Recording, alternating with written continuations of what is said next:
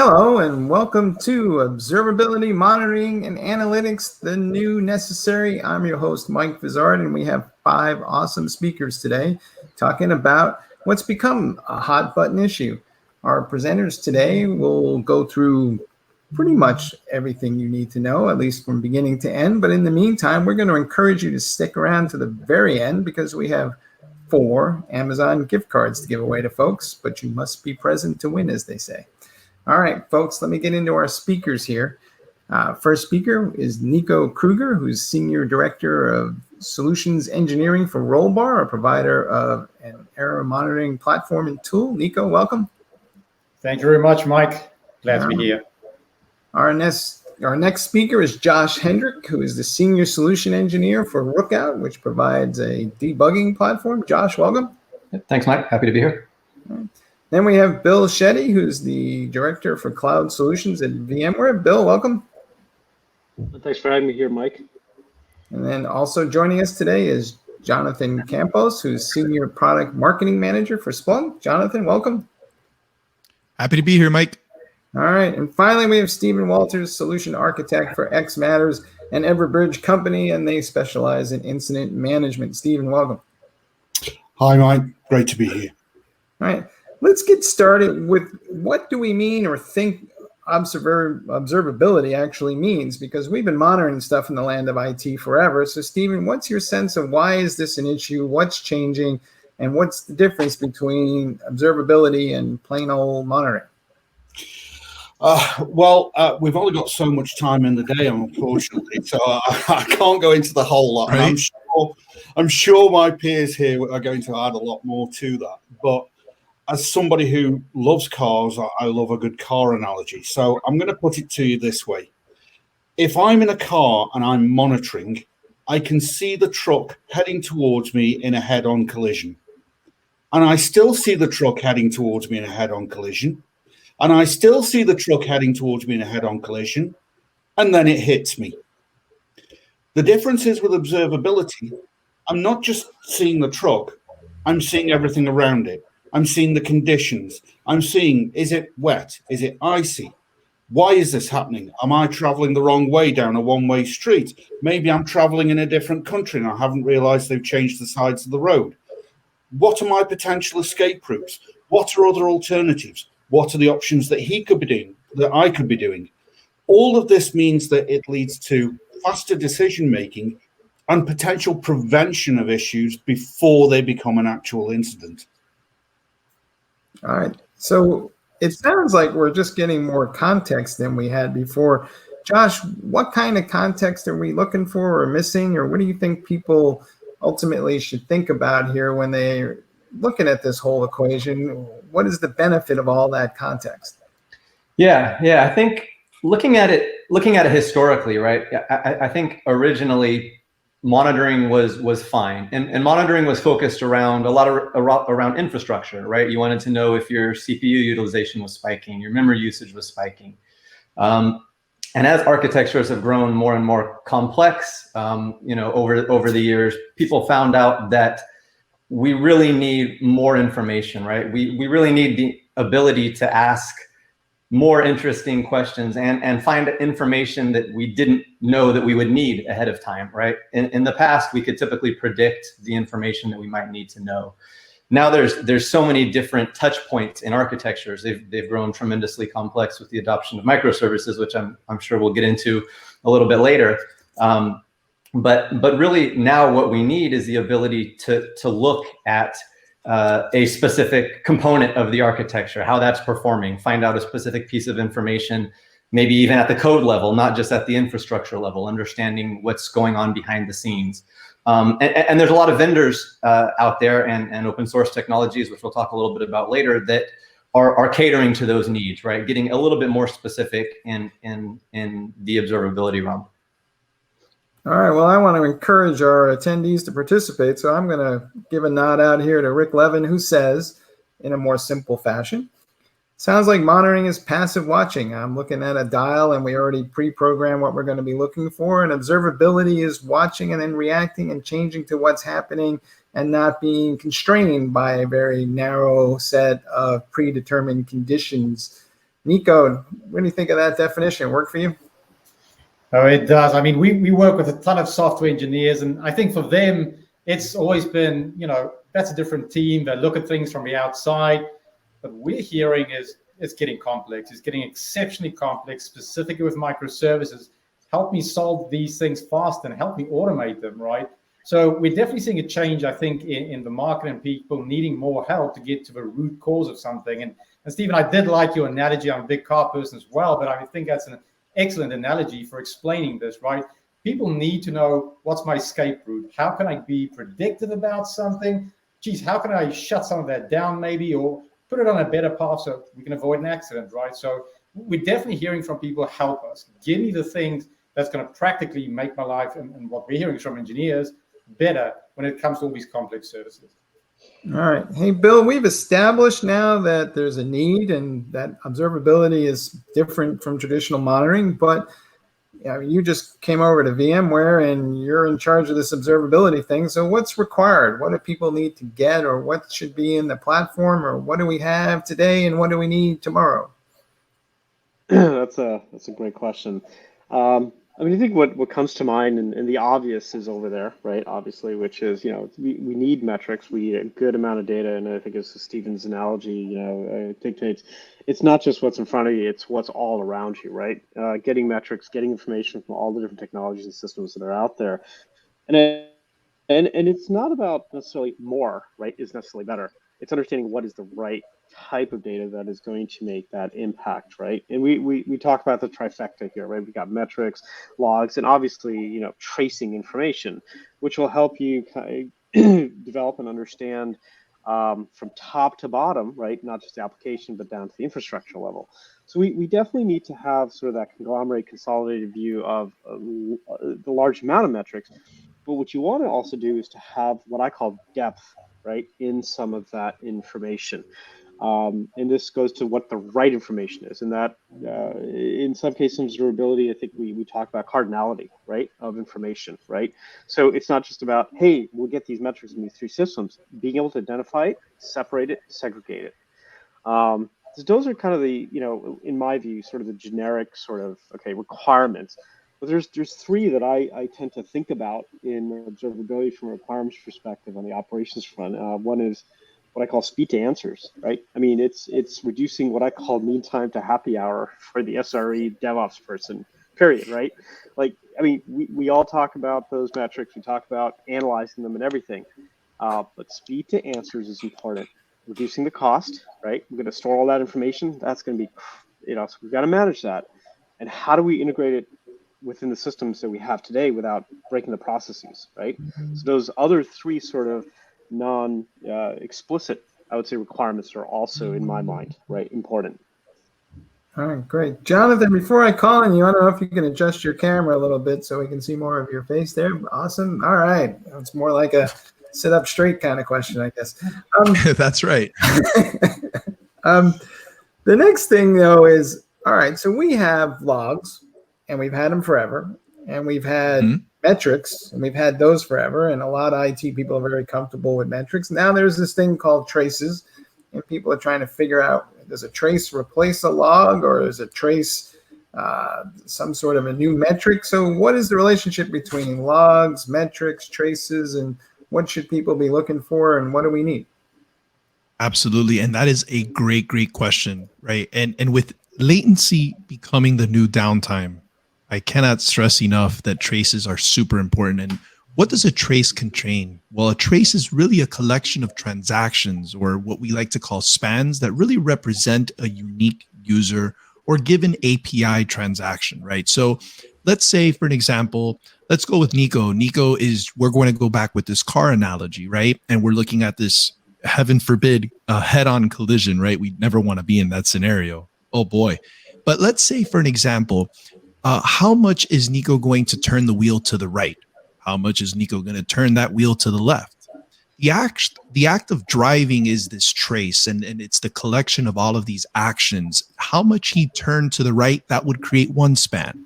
How much he's turning to the left, that's going to create another span. And this entire collection of information is what we would consider a trace, the act of driving. Now, of course, it's much more detailed in this whole journey of observability. But when we think of more of a technical term, we think of a client-server application, basic client-server application, this client reaching out to the server to gather X, Y, or Z given data. We're going to track that information. We're going to get a good understanding of what's going on there, and that's what's going to create our trace. Okay. So the trace is essentially the condition or defines the condition that I'm trying to track. And it may only need to live for a short period of time because I'm looking for a specific set of things, or is a trace something more permanent that I define and it's always available, or a mix of both? Mix of both, actually. It happens to be a mix of both. Again, it all depends on how you build your application and what you exactly want to gain from your application. Bill brought up a great point, right? It's all about how we want to interpret that data. We can have high cardinality metrics that are going to really give us a lot of information, but do we necessarily need all of that information to really want to understand what we need about our given application? All right, just double checking for all those folks out there. Cardinality means a lot of data, compact, and it's hard to unwrap, and a lot of it may not be stuff you care about, right? That's right. That's right. And we think about math class, right?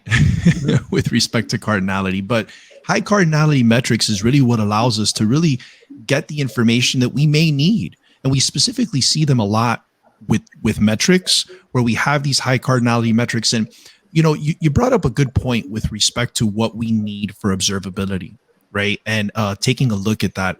And I think that it's all about having better visibility, better alerting, better workflows to really understand exactly what's going on. But that integration with all of our tools to really paint a picture of what's going on with X, Y, and Z really helps the SRE. I mean, I remember back when I was an SRE, goodness, sometimes we would say, just reboot it.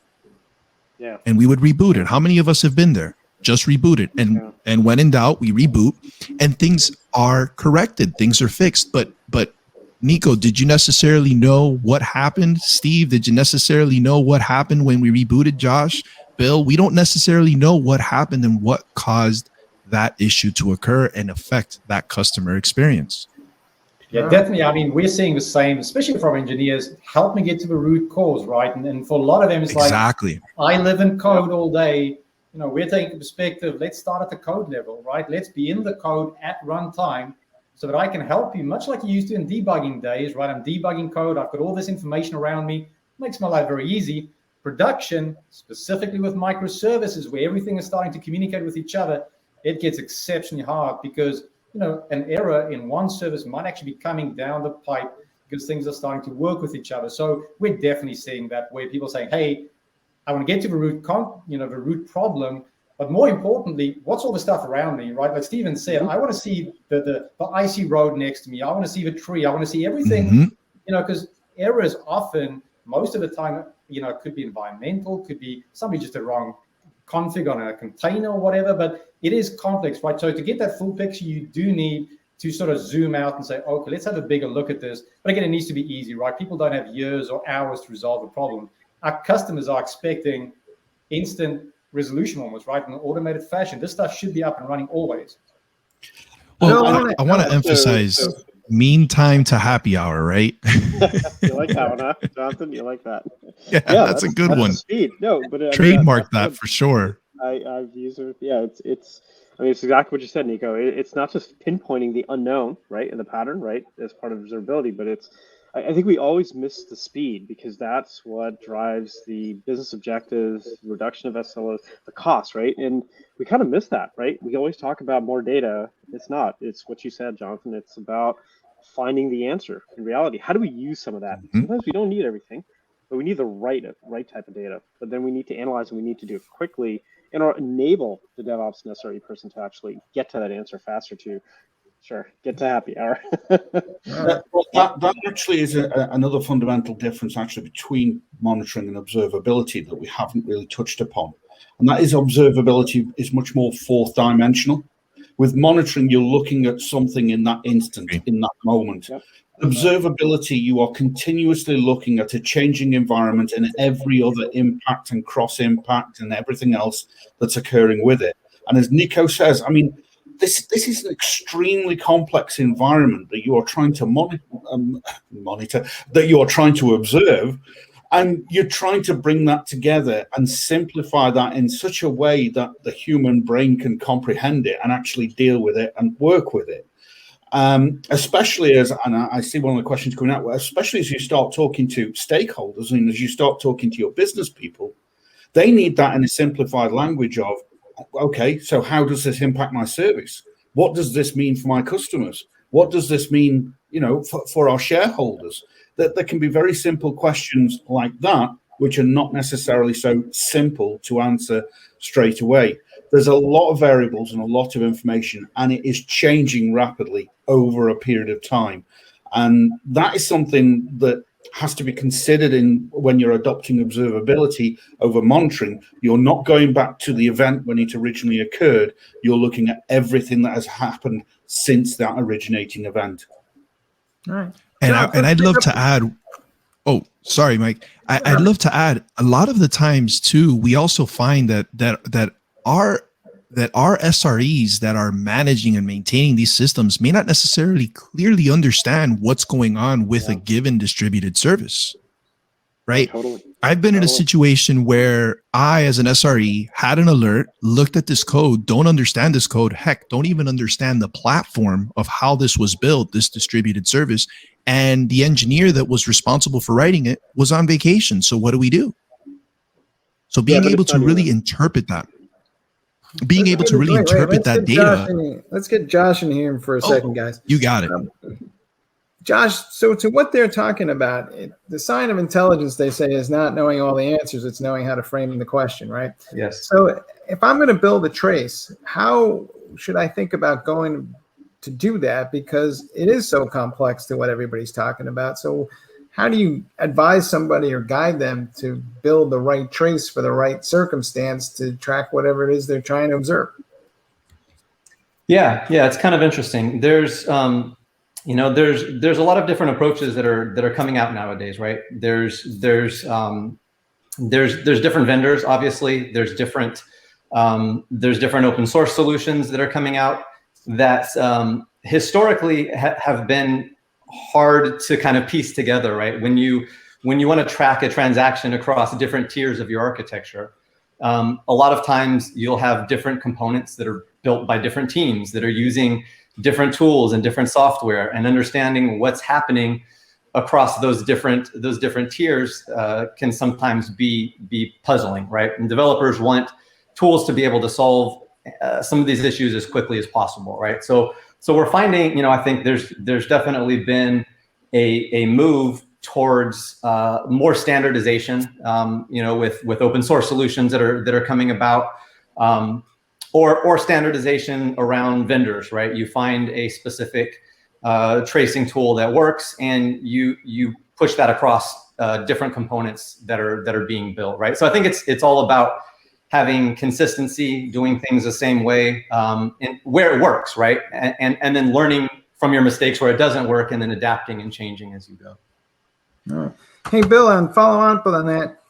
Do you think someday or maybe we already do, and I just don't know, but will we find like there's going to be like a trace store? I'm going to go online somewhere and there'll be all these traces that people have constructed and built, and I can just borrow and customize them and extend them? Or does everybody got to build their own specific trace for each environment? That's an interesting question. I mean, look, tracing's hard, right? Let's just admit it, right? You got to embed this. We got to embed it in the code. It's got to be built in, right? Even with open telemetry, it's maybe getting easier, but we're not at a point where logging is today, right? I mean, logging is kind of secondhand nature. The libraries are there in Python and Java, whatever, right? And you're going to build it. It's going to be there. Tracing, it's still early days, right? Developers have to get into the habit of actually inserting this. Now with Kubernetes, it gets even harder, right? Because it's not just the different bits that you're rolling out on your containers, right? And in the pods, but then it's sort of like, well, I'm on Amazon and I'm going to use RDS and I'm using Aurora and other stuff. So how do I know what happens in there? I don't know. It adds a lot more work on their part, and I think it's accelerating, but we're still not there. in respect to, and that's my fundamental belief with respect to tracing actually being adopted widely, right? I think it's something that developers are getting over. They're starting to learn it. So to get to, let's say, a marketplace or some sort of trace, I think we're a ways off. But maybe at some point there may be patterns that people see based on sort of integrations of components that they've put together, right? But I think it's if you really think about it, it has to be customized, right? It's part of the code. It's part of your application.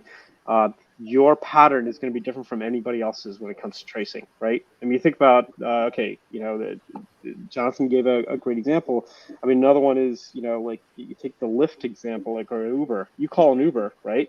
And I'm going to pick up the phone, use my app, and then that's one sort of part of the trace, right? Just making the first call and selecting. Then the system goes and processes in the background. Hey, I know that Bill's located over in San Francisco, in this location. I'm going to send these 3 cars. I mean, every part of that's different than, let's say, if I use Lyft at the same time. So that pattern is going to be slightly different. Maybe it's sort of similar, but there's going to be different bits in the background. So I don't know if we can, get there from a, more of a generic sort of pattern match. I just think that people have to, first of all, the adoption has to increase right now, and it has to get easier for our developers to use it. Yeah, I think definitely to your point, we've heard developers come to us and say, look, it's just hard, help me out. Like, I had a good example of a company, they write loans and they started to go down this microservices path and things got exceptionally complex very quickly. And they had no idea, I think, Stephen, back to your point, where the business was asking them, are we losing money? Are people able to sign up and get our products? Observability monitoring is telling me things are okay, but how many products have we dropped? How many people couldn't actually complete a loan? And once we actually got into how they did their tracing and how, I think, Bill, to your point, it has to be in the code so we can start to look at these paths, because you're right, there's so many of them. They could go in store, on an app, on the website, all using very similar microservices, but slightly different paths. And that got exceptionally hard. So you do need to be, I think, in the code and then take this data and analyze it by stripping out some of these variables to go, can we try to pattern match this stuff and see if we can help you out to see where things went wrong? Well, let's follow up on that in a minute, Nico, because a lot of the issue is instrumentation, as you rightly pointed out. And historically, if we look back at, say, APM platforms, people didn't want to put the agent software in there because A, it was expensive, B, it was its own DevOps project to support, and C, they then wound up only using it for their most mission-critical applications and not for everything, and it was only available for a tiny slice of things. So are we going to make it more accessible soon to instrument all these applications, and what might that look like?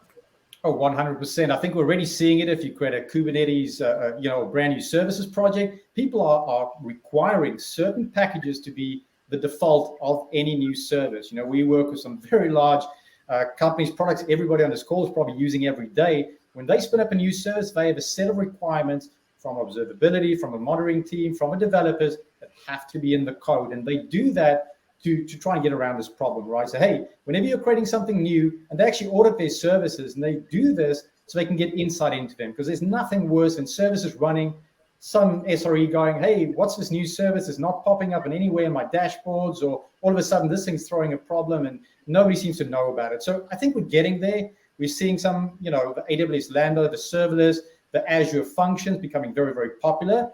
But again, now you have a ton of these things around. So you need to have sort of a standardized template so I can get this data into a place where I can actually look at it and make decisions on them.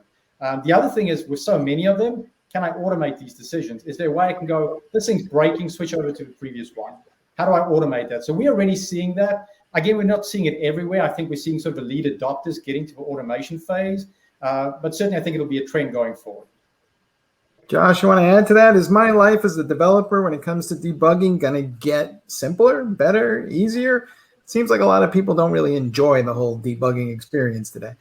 Yeah. I think, historically, the way that people have looked at debugging, it's been a pain, right? You write some logs in your code, you have some monitoring tools that kind of point you in the right direction, but developers end up typically having to go back, make changes to the code, push out new logs, new metrics to really understand what's going on, right? So there's based on these demands from the business to be able to track some of these KPIs, right? They're now tracking how long does it take to repair your system when it goes down, and that's obviously based on the demand from customers to have better services.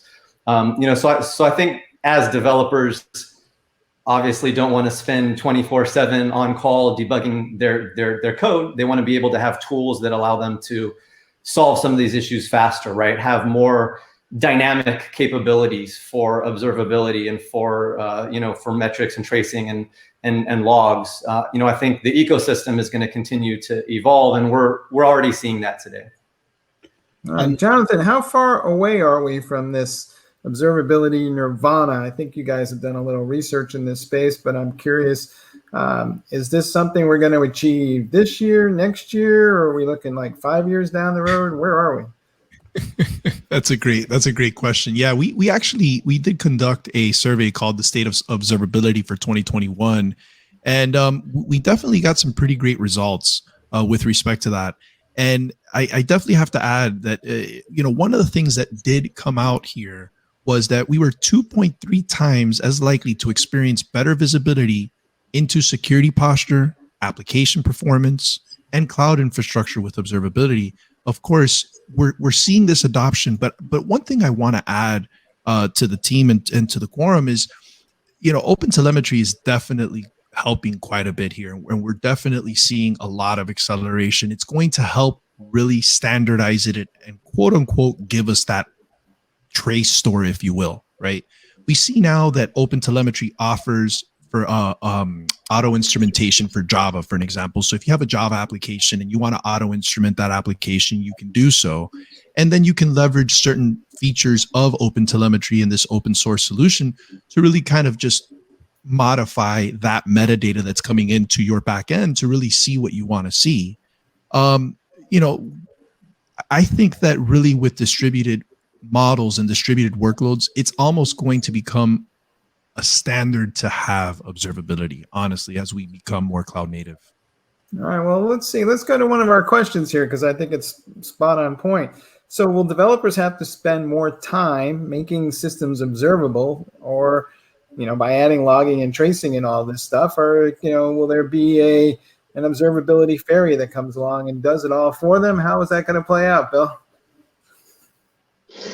I love that question. No, I think it may sound like a broken record, but it is going to take a couple of different steps, right? And I think Nico pointed it out, right? It's going to take requirements from process internally and requirements of, hey, before you deploy code, we need to have X, Y, and Z, a checklist, right, of how it's been built, right? Observability kind of being added in on a regular basis as a standard, right?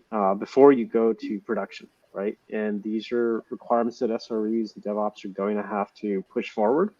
And developers, like I said, with OpenTelemetry, it's going to get easier, right? It is getting easier, but it's going to take some time.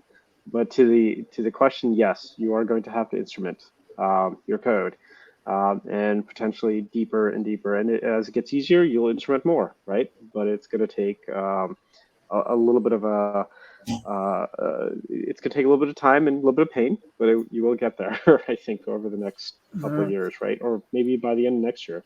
I know over the last 2 years, it's definitely gotten easier from when I first started playing with open tracing, right? And utilizing that, especially Jaeger, Zipkin, and everything else, it's definitely gotten easier, but it's going to get easier.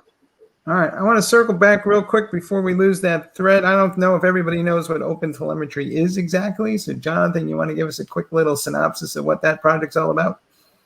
Absolutely. And I just want to also add with respect to Bill's comment, also with respect to tracing, have to also take a look at business metrics as well. I just want to add that as business metrics become more and more important to our organizations, to any organization, this is where we're going to see where logs aren't going to necessarily be enough. We are going to need those traces. So with respect to OpenTelemetry is actually an open standard, or it's an observability framework for really just cloud native software to allow you to collect metrics, traces, and logs. And it's becoming a very, very quite adopted, to be honest with you, quite a bit, as we're starting to see more and more of the community really just looking for a standard to really get their data in. And again, as tracing becomes more complex, if we had 30 different standards, it's just going to be overwhelming for a developer. Which standard's best? Which standard offers this and that? And with open telemetry, it kind of just keeps things simple and allows us to build these tracing solutions in a very simplistic, standard fashion. I have an interesting. Sorry, I have an interesting follow-up question to that, almost to Jonathan. So you're talking about open telemetry, and I see a collision of two worlds coming up here in the way that DevOps and the way the IT industry is progressing when you consider value stream management. In that, we're talking about the way that we deliver things within DevOps is going to collate more around value streams, around the concept of a value stream. So what we're talking about here is having open telemetry that is providing observability on a value stream. Do you see that as being the direction that we're going to have to think about now, rather than them haphazardly coming together later? I mean, it's definitely a good question. I think so. I think that with open, I mean, maybe, right? It's definitely a tough question, but value streams. I think insight into what we're hearing from developers. Right, for the developers might go to their service, their code, that's where they live. But the business is going to value stream is revenue. Right. How are we making money? Right. I need that portion to be monitored. I need that to be automated, meaning I don't want to lose any money. So automate, bring me back on track. I think that's the value stream that needs to be observed, right? Is that working as it should? And I to your question, I'm sort of with Jonathan. I'd like to see it, but I think that's how the business will look at it, right? Because developers oftentimes are still quite siloed, right? I'm looking at my service, my repo. I think the business will look at the value stream in terms of revenue or value to organization. Yeah, but that value stream that the business is going to look at, right, affects the DevOps and SRE people. Goes back to that question, right? It's gonna flow downstream, right? I mean, good point, Stephen, right? That business value, the business objective, or whatever we're driving, revenue, more users, whatever it is going to affect the SLAs, the SLOs, right? That the SRE and the DevOps people are trying to meet, because they are going to be, tagged against that, and their metrics are against that. And then that pushes back to, the question that was asked, right? Do I have to invest more time as a developer? Yes, you will, right? But you will most likely, there'll be a specific set of components and information that have to be derived from that application to ensure, right, that upstream, as it kind of percolates back up to, determining, hey, have we met it? Yes or no on the business objective, right? So it's all sort of interconnected, but yes. Great point, that's kind of why I asked the question, because I picked up on one particular word in that question, which is the word invest. And that's what it is. You are investing in your capability to deliver that value and to maintain that level of value, because value at the end of the day is your benefit minus your cost. Well, hang on a minute. There is a cost to you actually implementing this capability into your code and having that within there. But that is an investment for the future, because you're taking away so much of the waste and the toil and the time that's going to come because you haven't invested that capability in there in the first place. So ultimately, you are increasing the end value to your business. Yeah, all right. I'm not quite clear that we're really good at investing at the future, but I get the idea. Josh, question for you. Yeah, please. We hear, there's microservices everywhere. Buzzword of the day. They're built mostly using containers. They run on Kubernetes for the most part. Here and there, there's different variations. I wonder if those microservices are going to force this observability issue, because I talked to some folks and they're like, well, the great thing about it is I can reroute calls through APIs and my app will not crash. But the downside is it's very hard to figure out what the slowest part of that mechanism is, so that while my app may not crash, it runs slowly for longer because I can't figure out where it is that I need to fix it. So how do you think microservices and observability is going to come together, and how are we going to kind of get to that quicker resolution? Yeah. Most of the organizations that we talk to are absolutely moving to Kubernetes, have already moved to Kubernetes. probably 80, 90% of the folks that we talk to, right? If not Kubernetes, some sort of orchestration, container orchestration platform, right? It just makes running applications, scaling them, being flexible with your architecture much more simplistic, right? So now that folks have started to adopt this, I think there's a big community that's building out tools to support these container orchestration platforms, right? Looking at things like service meshes, became incredibly big, right? That you can just install a component within one of your Kubernetes pods. It's able to kind of sit there and track, response times between different components. It's able to do authentication for you automatically, authorization, all of this kind of stuff. So we talk to organizations that have hundreds of microservices, right? And there's different teams that are building each of these components, right? So you don't want to have team one building something with some observability standard and team two doing something completely different, and they can't talk to each other.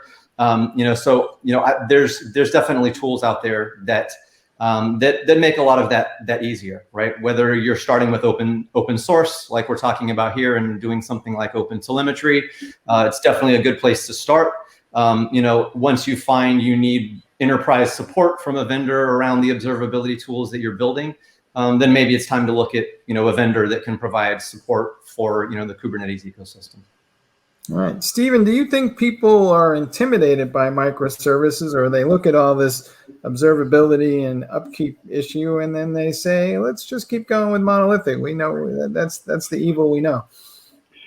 Yeah, it is. I mean, there's no simple answer to that, is it? I mean, what do you prefer to manage? One thing that breaks everything, or 1,000 things where one of them could break, and you've got to try and find the root. I think we've reached a point with regards to microservices where we're realizing we're having to take a more sensible attitude towards how we implement them.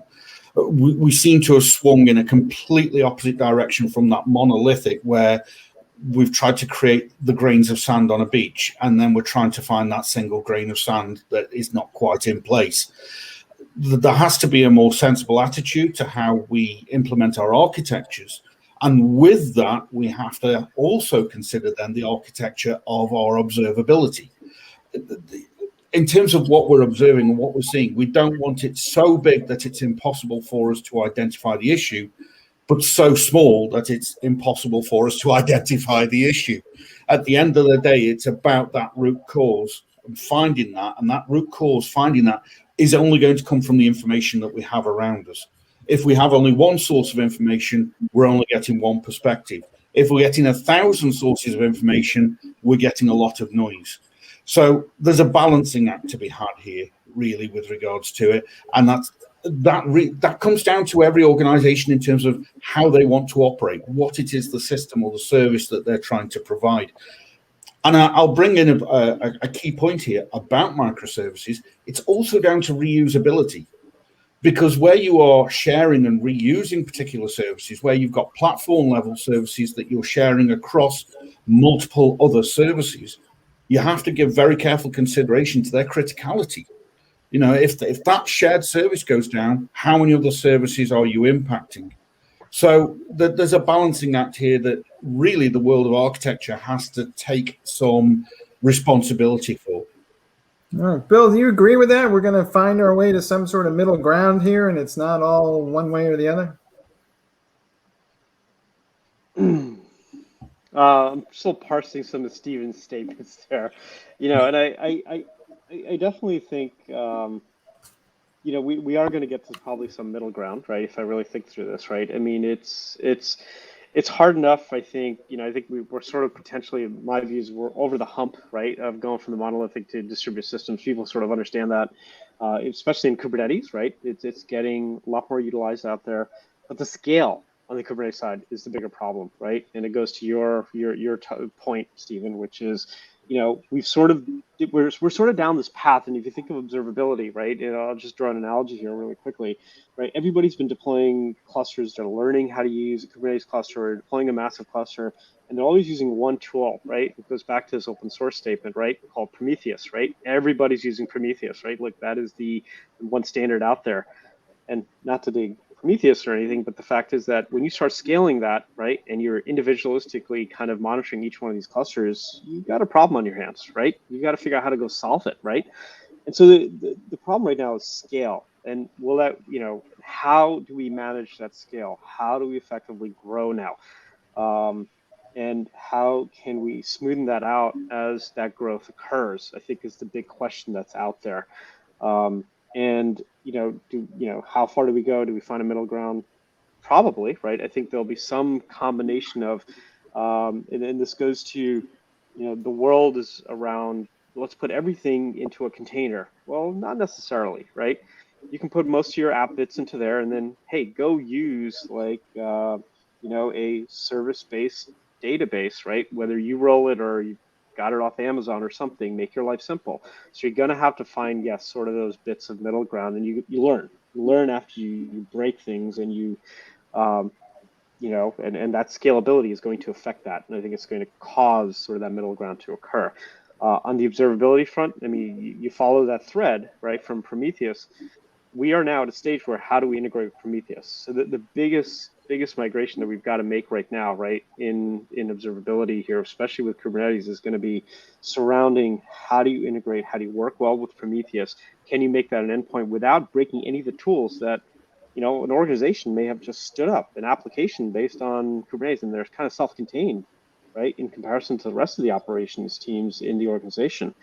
That's going to be interesting, and that goes back to the open source question. I mean, it's embedded, it's out there, right? And we've got to sort of integrate with it, PromQL conversions, right? We've got to be able to take PromQL analytics and effectively not refactor them, right? When we get back into whatever tools we also represent here, right?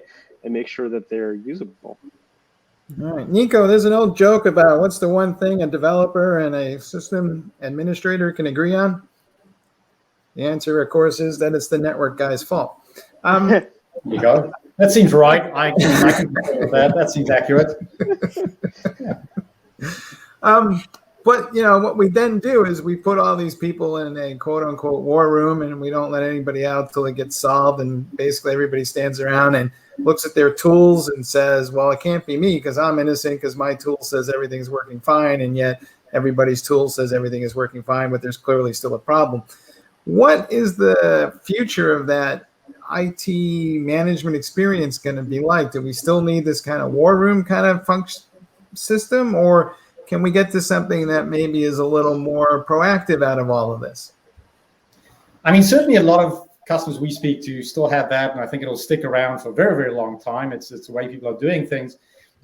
We are seeing what I would call a subset of the early adopters saying, well, hold on a second, there's got to be a way I can automate some of this resolution to keep the business running, right? And so we're seeing a subset of, I would say, the early adopters again that are starting to say, is there a way, if the code is telling me whatever's wrong, can it also then flag other systems, say, hey, roll back or turn a feature flag on or off, get me to a running state, and we'll do the investigation separately so it's not the end of the world. Stuff isn't down, it's literally not a war room. We can bring it back a bit. So we are starting to see some movement. I think it's early stages because, to do that, I need to have highly accurate data of what's actually going wrong. I think to Bill's point, to Stephen's point, there's so much data coming in. Is it the network guy? Is it my code? Is it your containers not configured? So I think we're seeing, that problem starting to, with some early adopters trying to solve that problem by automating it. But we need some highly accurate systems to take whatever's coming in and really get to the root cause so they can make a decision. And I think that's where we're seeing some of the, the best of the best starting to look at and move. And, we've got some customers doing that today, and it's phenomenal to see when it works, but there is an investment, right? This stuff takes a bit of time to get set up and to think through that process. Because typically what we're hearing the war room is for stuff you didn't expect. It's the things you didn't know about that's causing you those problems. But we're definitely starting to see, people moving into that, what I could call AI ops, right? To start to do things in an automated way. And I've worked at organizations, right, where I've been in war rooms. And part of the reason I think that they're needed is because you have all of these different teams building different components that need to talk to each other. Team A doesn't know Team B's code. And so I think that's why it's increasingly important to have dashboards and things that can roll up information. You can be looking at the same thing you can understand kind of what's going on as transactions flow through your architecture from system A to system B, and be able to speak the same language, right? And I think as teams increase that capability, things get a little bit easier. Also get a bit predictive. I think we got to get predictive as well, right? Understand Absolutely. Just before we're about to crash. I think like Steven's analogy, can I go left or right? What can I do? I think it's important, though, to recognize the two key pitfalls of a war room. Situation one, you grab 50 people in a war room, and actually 5 of them are the only people who can contribute towards actually fixing the issue, which means you've taken 45 people away from a value-add situation where they're sitting twiddling their thumbs, and then you've got the issue of how long it takes them to get back into what they're doing, et cetera, et cetera. The next worst situation is that you've got 10 groups of 5 who all think that they have an answer to the problem, and every single one of them is different, and you end up with 10 different solutions, of which 6 of them cause others to break and cause even more issues later on down the line. Within X Matters, what we say within X Matters is the key thing is it's about getting the right information to the right people at the right time. And that is the really important thing. It's about reducing that noise. It's only then that, if going back to the analogy of the car crash, if I'm looking at that, meanwhile, I'm also looking at 5 other roads over the other way and what traffic's going on over there. And is there an aeroplane going over ahead? And, oh, look, there's a rabbit going across that field. All of that is useless information, which is not important to me within the situation that I'm in. I only need the information that I need at that moment in time to correct the actual problem and the actual situation.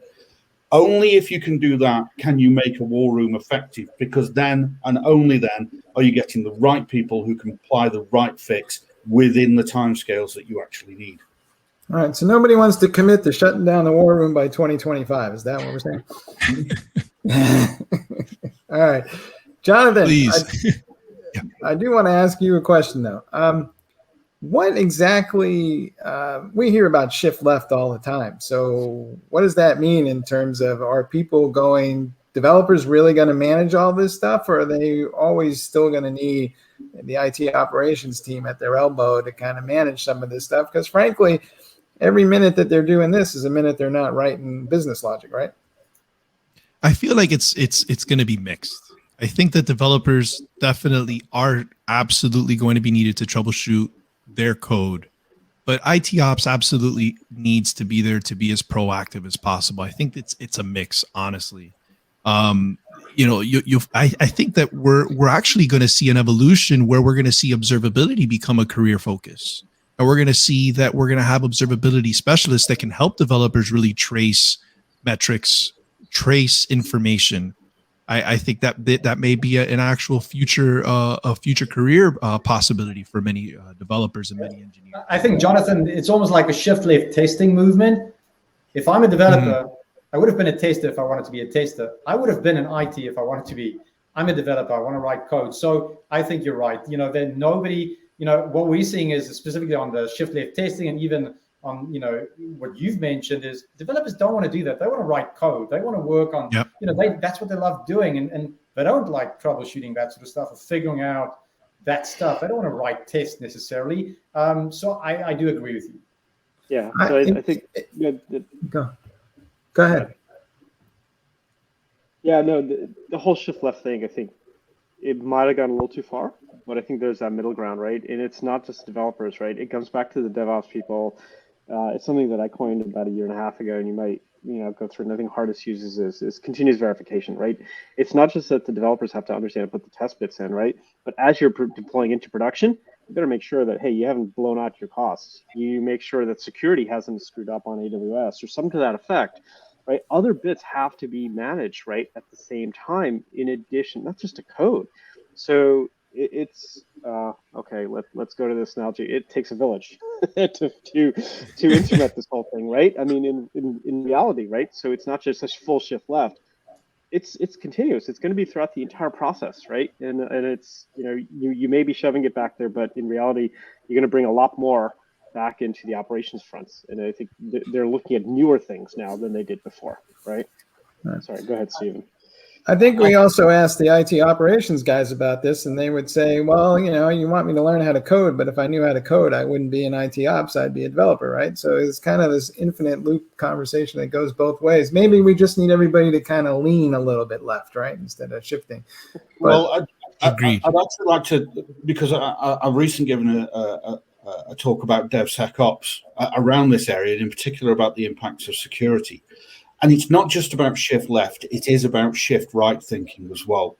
It's not about people having to take on new skills that they didn't know about before, or that they don't want to learn. It's about leaning and relying upon those people who have those skills and operating in a one-team enterprise kind of situation. So let's get to the true meaning of what DevOps is about here. Have your developer, but working alongside an operations person who can help them and give them that expertise of what they need to put in for observability. What kind of things do they need to look for within there?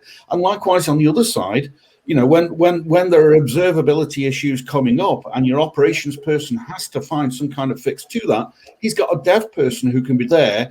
As Nico has said, he's there working in the code and he's able to provide that fix as soon as possible, or to provide the root cause as quickly as possible.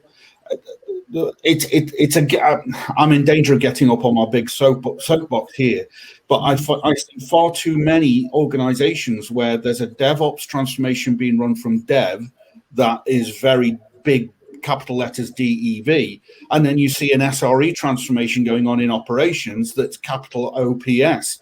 And unfortunately, the two never do meet. There's still this great big divide between dev and operations. And if we want true observability, if we want true DevOps, then we need to break down that silo wall and ensure that the two parties from either side are working together in a collaborative manner. All right, well, let's follow that up real quick, guys. Real quick. Bill, we hear a lot about AI. Will AI save us from ourselves here and bridge this divide that Steven's talking about, or is that just wishful thinking? No, I think it's going to help. It'll help in different ways. It all depends on how well we pattern match, how well the tools get integrated, but it's still, it's not a panacea, right? It's not going to solve everything, right? It's just another tool in the toolbox, right? What happens and what is going to be important is kind of parts of what he said to Stephen. It's working together, right? In making sure that there's a collaboration, right, between the dev and the DevOps, and making sure that data, right, wherever that data is that we're collecting and the pattern matches that even that AI brings out is brought not just to those two components, but then how do you bring it back up to the business objectives that we kind of talked about a little bit earlier, right? And how does the organization itself really understand how to interpret this, right, and get to a value component, right? So AI ops, it's there, but I think it's just another tool, and it's another way to help potentially even reduce and get to happy hour, so I mentioned before, right? But in reality, what's going to happen is you have to work together as an organization, right, to really kind of get to that value component and to understand what's happening, right? So, All right, gentlemen, we're getting close to the end here, and I do want to have a few minutes to get your best advice, because the guys on this event that are watching this are in the trenches, and they need to go home with something that they can tangibly do. So other than the fact that clearly they should all be visiting your website, so don't go there. But Nico, what's your best advice to folks right now? What should they be doing around this whole observability thing? If you're writing software and it's not all working well, get to the source of the problem, which is the code itself. Start at the bottom, work yourself up. You can always look from the outside in. We can all give opinions. That everybody's very good at that. Peanut gallery and all of that.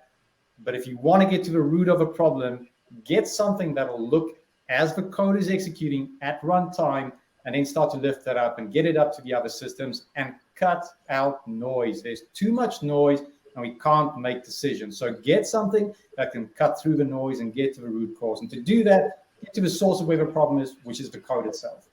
All right, thank you. Josh, what do you think people should be doing or focused on?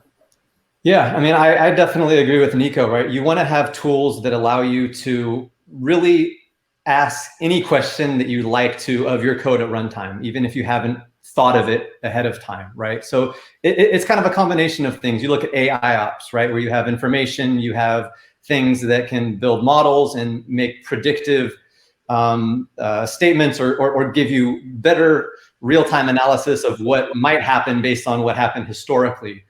So that's a piece, right? But really being able to get to the root of infrastructure issues as well as code level issues, right? I think both of those hand in hand, being able to solve those and get to the root cause in the environment where they occur without having to spend huge amounts of time creating reproduction environments and testing something in a different environment, which may have different configuration settings, different hardware settings. It becomes incredibly difficult. So you need to have tools that help you get to the root cause where the issue occurs. All right, Jonathan, what do you think? I would say definitely get in the trenches. Start looking at some observability tools that are going to allow you to really just try and see what it can really offer. Check out Open Telemetry, some of the open source tools that are available at your disposal, and just really see the power of what a trace can really show. It can show business metrics. It can obviously show what really is happening in the code. And again, I just got to give a +3 to Nico's statement, right? It's just really understanding and what your application's doing and cutting out the noise is key to this all. But absolutely, just get in the trenches, right? Start instrumenting some of your code to really see what the power of observability can do. All right, awesome. Stephen, what's your thought here? What do you think? I'm going to buck the trend a little bit here. I'm going to pinch a 3-word title from Simon Sinek.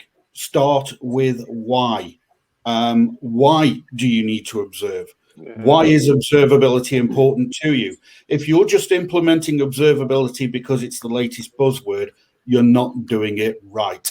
You need to understand why you need to implement observability. And for me, that comes back to what Nico said about it comes back to the business. It comes back to what you are reporting this on. The reason why you're doing observability at the end of the day is to ensure that your businesses are providing value.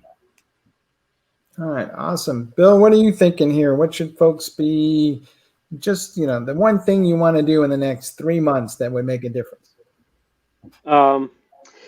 I mean, everybody's had some really great points here. I'm at the tail end, so I'm definitely +1 on everything, and I'll extend Stephen's a little bit here, right? As a developer, don't just go down into the code, right? As we talked about a little bit earlier, Nico and Jonathan and Josh, but also understand the SLO, SLIs that your organization, you even as a developer, right, need to go hit, right? And that is going to be important to understand, because that will kind of prune and help you judge and determine how much instrumentation you're going to put in. And as part of, I think, learning, right, it's not just your code.